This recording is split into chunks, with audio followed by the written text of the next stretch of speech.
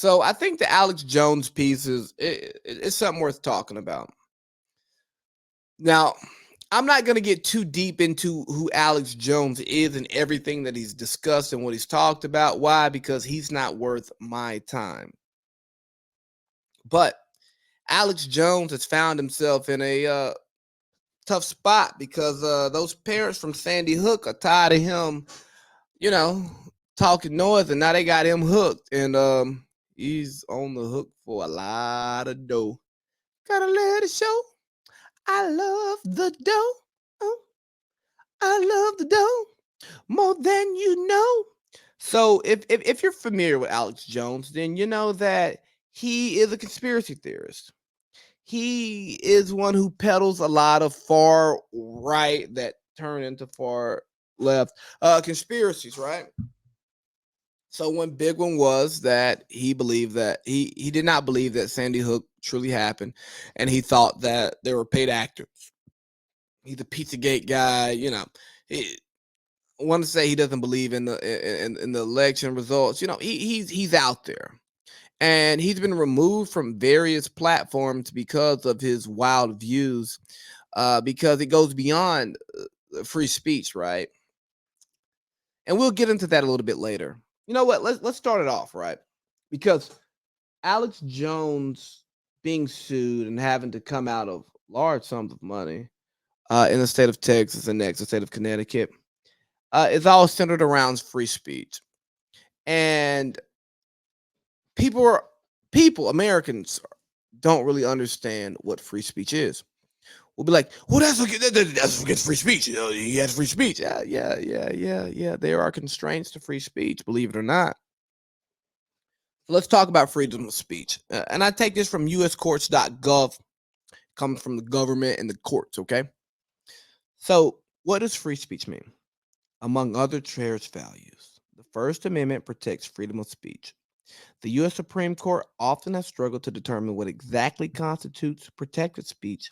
The following are examples of speech, both directed words and symbolic actions, that the court has decided are either entitled to First Amendment, First Amendment protections or not.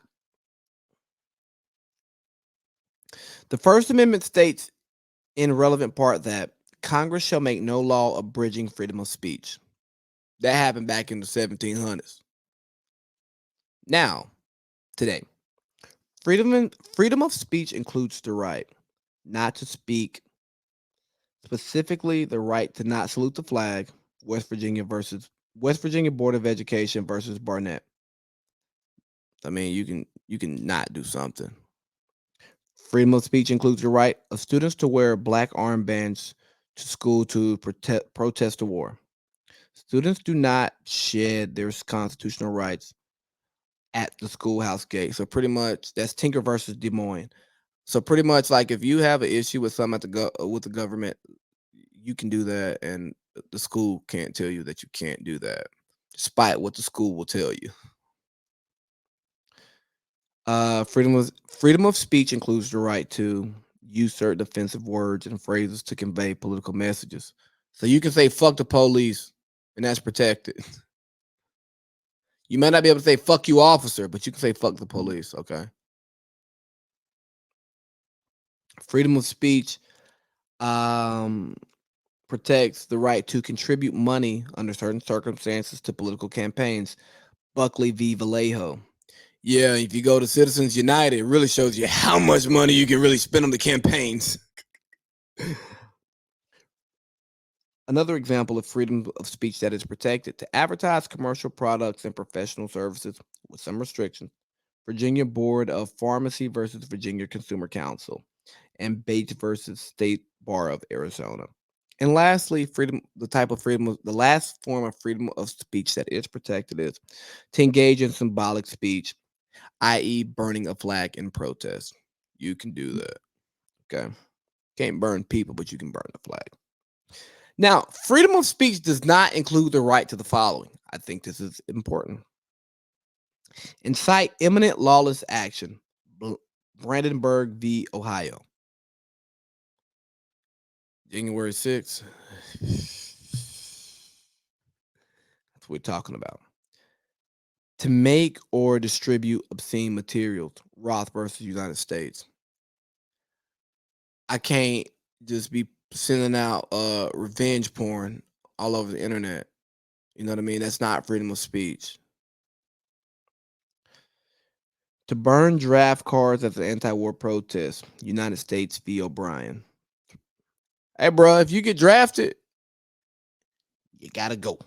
You gotta go. You gotta go. Also, to permit students to print articles in school newspaper over the objections of the school administration. And I find that funny because I know a teacher who deservedly got asked to leave because she decided to allow the students to bash the school inside the school newspaper and bash administration. And guess what? Administration wasn't rocking. And I think that makes sense because that goes against what the purpose of the school is. And especially at the secondary and below level, I think that ignorance is bliss, and sometimes you don't need that investigative journalism going on in the school that goes against the interests of the school. Because I'm sorry, I just don't not asking 17-year-olds for their investigative journalism. Forgive me for wanting somebody with a little bit more experience and wisdom. Also, of students to advocate illegal drug use at school sponsored event. Hey, bro, you can't just smoke weed out here.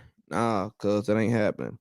Disclaimer: these resources are created by the Administrative Office of the U.S. Courts for use in educational activities only. They may not reflect current state of the law and are not intended to provide legal advice, guidance, or litigation or commentary on legislation. Oops. But here they provide a frame of reference for our conversation.